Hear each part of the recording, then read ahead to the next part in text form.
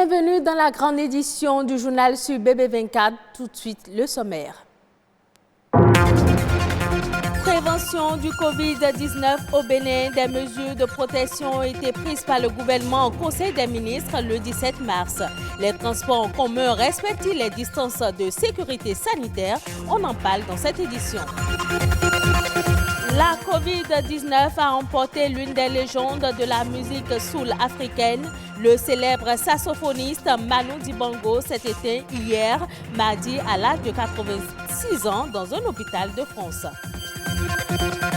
La filière économique du livre se développe dans un environnement peu organisé au Bénin, une situation qui freine l'essor de l'industrie du livre. Le constat dans ce journal.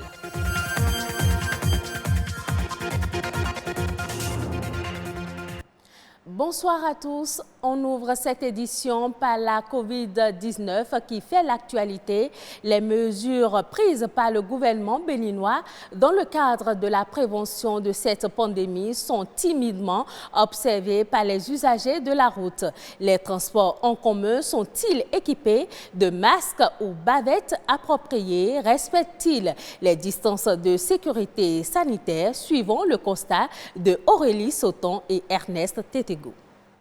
Non, le gars, c'est dans mon sac, caché là, j'ai pas amené ça aujourd'hui, j'ai oublié ça à la maison. Comme lui, beaucoup ne tiennent pas vraiment compte des recommandations du gouvernement dans la lutte contre le nouveau corona. Si par endroits, on peut voir des usagers de la route munis de bavettes, masques et de gel désinfectant, beaucoup ne semblent pas encore mesurer le risque encouru. Nous avons appris qu'il y a une telle maladie, mais nous ne l'avons pas vue. Ce qu'on peut faire, c'est de demander au gouvernement de nous aider parce que nous ne pouvons pas rester à la maison. Des piétons aux conducteurs de bus de transport en commun, en passant par les taxis, les véhicules individuels et les taxis motos, chacun y va selon sa volonté. Nous les chauffeurs, nous avons toujours les torchons pour nous couvrir le nez. Cela ne coûte que 100 francs. Quand je prends mes clients, je leur demande de prendre des précautions pour se protéger. Si nous on prend les clients, on leur dit de ne pas s'approcher trop pour qu'on ne va pas atteindre le coronavirus. Pour les conducteurs de bus de transport en commun rencontrés, il se pose un problème de moyens. On ne refuse pas d'observer les recommandations, mais les clients doivent augmenter les tarifs. Ainsi, nous pouvons même nous contenter de 2 clients, mais ils doivent augmenter l'argent. On gagne combien pour acheter toutes ces choses à nos clients? Moi, sincèrement, j'ai laissé tout à Dieu. Sincèrement. Ils ont dit de porter des gants et des cache-nez. Mais nous les chauffeurs, combien on gagne, on va encore payer les cache-nez pour les passagers. On ne peut pas. Sincèrement, c'est l'État qui va nous aider à faire ça là maintenant. La plupart des citoyens obligés d'emprunter le taxi sous toutes ses formes sont ainsi laissés pour compte. Il revient à chacun de prendre ses précautions. Peu de conducteurs se soucient de leur clientèle. On est en train de prier parce que la maladie là, on dit il fait mal là où il est. Italie, France là, on dit qu'il fait mal là-bas. Donc nous, on ne veut pas qu'il va arriver chez nous ici. Sur les grands axes routiers de Cotonou et d'Abomey-Calavi, les mesures préconisées par le gouvernement ne changent pas pour autant les habitudes. Ces mesures sont pourtant prises pour réduire le risque de contamination et éviter la propagation du virus. Parlant toujours des transports en commun, une décision complémentaire a été prise par le gouvernement lundi dernier. Le transport en commun de personnes dans quelques communes, dont Cotonou, Abomey-Calavi et Porto Novo, est suspendu à compter du 30 mars 2020. Il était l'une des plus célèbres voix d'Afrique, une légende de la soul music, le célèbre saxophoniste Manu Dibango. De son vrai nom, Emmanuel Ndjoké Dibango, n'est plus. Il est décédé hier mardi 24 mars après avoir contracté le coronavirus. Retour sur le parcours de ce grand musicien d'origine camerounaise avec Patrick Adjakboutou. Les oiseaux regagnant leur nid. Sa voix et sa musique ont séduit pendant 6 décennies des générations d'hommes et de femmes dans le monde entier. s'étend sur le village. Sa bonne humeur et son dynamisme étaient reconnus par ses fans aussi bien que son talent. On le surnomme Papy Groove, une légende de l'afro-jazz, un géant de la musique africaine. Manu Dibango vit le jour en 1933 à Douala, au Cameroun. Né dans une famille protestante, il est entouré d'influences musicales très variées.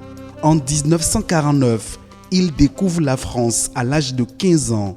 Très tôt, il développe une folle passion pour le saxophone. Son tube le plus légendaire reste Soul Makossa, sorti en 1972. «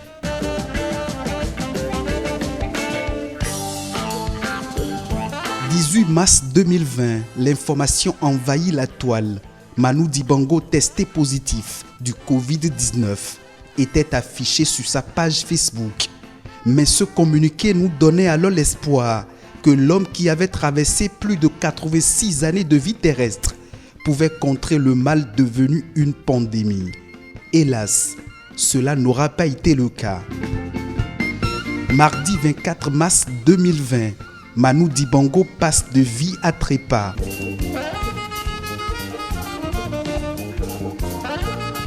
La légende de l'afro-jazz s'est éteinte à l'âge de 86 ans.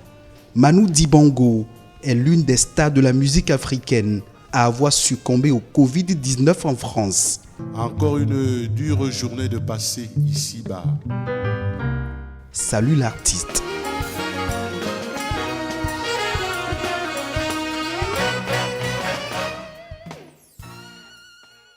Chaque année, de nouveaux ouvrages paraissent au Bénin. La filière économique du livre, considérée comme la première des industries culturelles, se développe malheureusement dans un environnement peu organisé. Du coup, l'industrie du livre tarde à prendre. Constat sur le terrain avec Eudossi Chibozo et Stanislas Linkmont.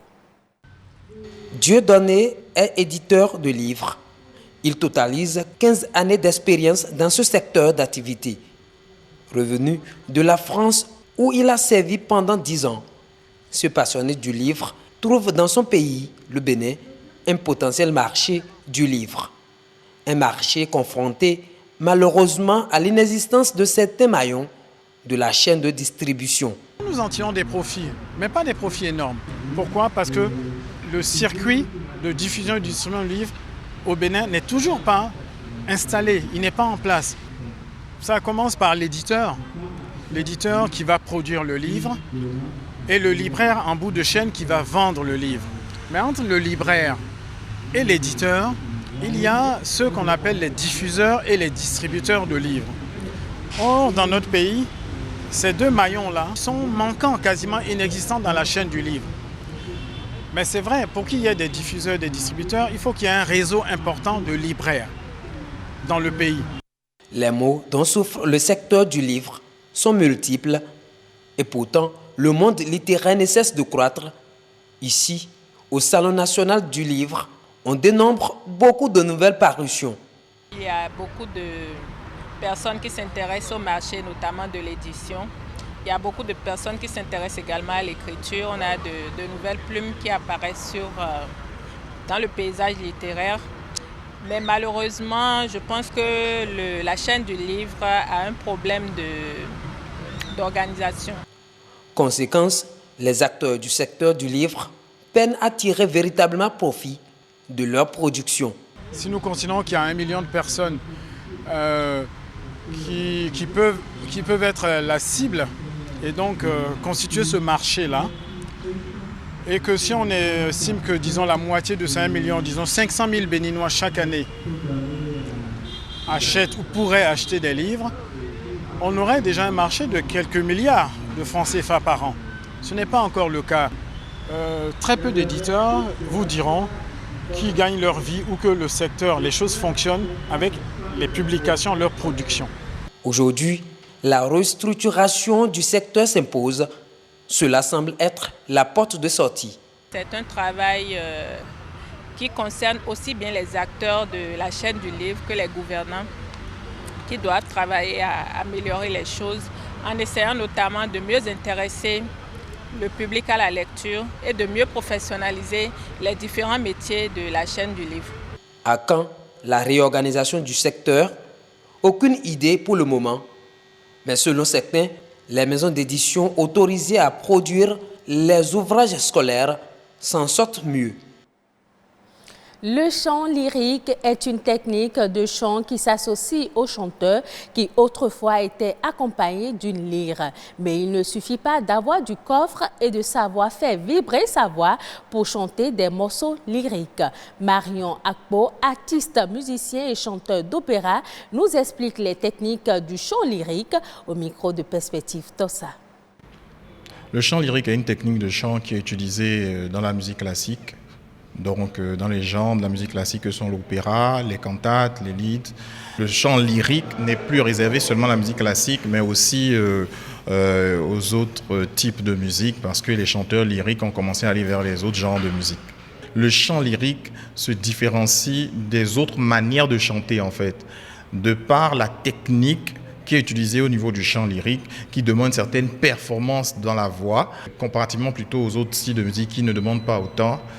Voilà, donc c'est la seule différence parce que le chant lyrique amène le chanteur à performer vocalement avec une certaine dextérité dans le rendu du chant. Alors le chanteur lyrique, il chante chaque note, il chante les sons, il ne les modifie pas vraiment, il les chante, il atteint les notes de façon franche et il laisse beaucoup plus de place en fait à sa voix, beaucoup plus qu'à des garnitures.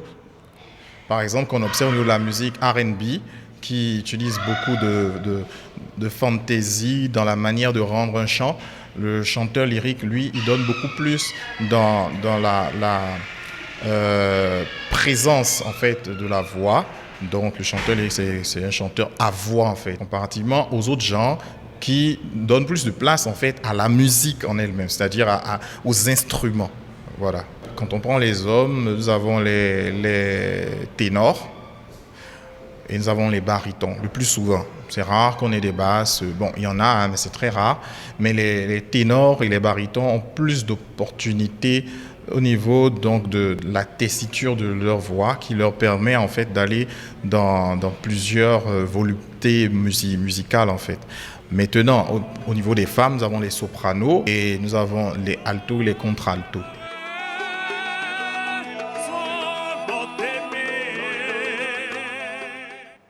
Suivons à présent la compilation de l'actualité nationale en bref et en images présentée par Émeric Okupeli.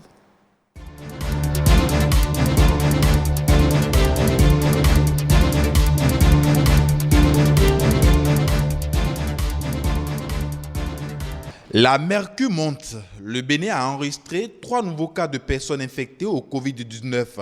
Et très vite, le gouvernement a durci les mesures prises pour contrer la propagation du virus. Au nombre des nouvelles mesures, il est établi pour compter du lundi 30 mars 2020 à 0h un cordon sanitaire autour des communes les plus exposées à la pandémie que sont Cotonou, Abomey-Calavi, Alada, Ouida, Semempodi, Porto-Novo, à Commisérité et à Diara en vue de leur isolement du reste du pays. Aussi, la mobilité des personnes à l'intérieur des dites communes est réduite à l'essentiel strict et le transport en commun de personnes suspendu jusqu'à nouvel ordre. Le gouvernement a également pris la décision de réajuster le calendrier scolaire et universitaire. En tenant compte de ce nouvel épisode, le gouvernement invite les populations à réduire leurs déplacements sur toute étendue du territoire national au minimum nécessaire et à ne pas se regrouper sur les lieux de plaisance comme les plages, les places de fête et autres. Doter le Bénin d'infrastructures appropriées pour un accès durable et sécurisé à l'électricité sur toute l'étendue du territoire national. C'est l'objectif du séjour au Bénin d'une mission conjointe de la Banque arabe pour le développement en Afrique et du Fonds saoudien de développement. D'un coût global de 62 milliards de francs CFA, le financement concessionnel accordé par les deux structures au Bénin vise à développer l'accès durable à l'électricité de qualité pour les usages domestiques, commerciaux et industriels dans le respect des normes de sécurité environnementale et sociale à taux national de 75% d'ici 2025, dont 50% en milieu rural et 90% en milieu urbain. Nommés en Conseil des ministres en sa séance ordinaire du mercredi 26 février 2020, les membres du conseil d'administration de l'Agence nationale de normalisation, de métrologie et du contrôle qualité ANM ont été installés dans leurs fonctions par le ministre de l'Industrie et du Commerce ce lundi 23 mars 2020 à Cotonou. Procédant à leur installation conformément au contenu du relevé des décisions administratives, la ministre a rappelé quelques missions de l'ANM. Il s'agit entre autres de veiller à la mise en œuvre de la politique nationale qualité et de coordonner les travaux d'élaboration des normes béninoises volontaires et les règlements techniques. Ces missions cadrent bien avec la volonté du chef de l'État de faire non seulement de la promotion des infrastructures de soutien à la croissance économique, mais aussi et surtout d'assurer la compétitivité de l'économie béninoise.